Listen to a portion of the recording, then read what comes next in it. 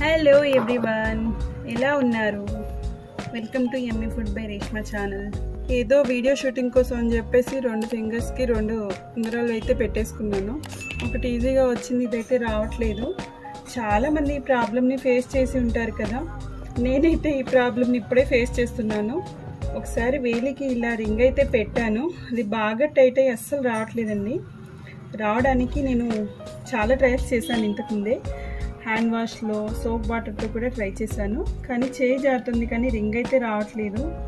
So ఇలా టైట్గా ఉన్న రింగ్ని సింపుల్గా ఒక టిప్తో తీసేయచ్చండి.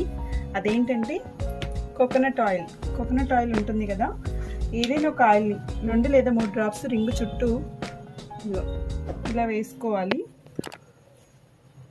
వేసుకొని మంచిగా అప్లై చేసుకుంటే ఈ ఆయిల్ అనేది స్మూత్గా ఉంటుంది కాబట్టి రింగ్ లోపలికి వెళ్తుంది.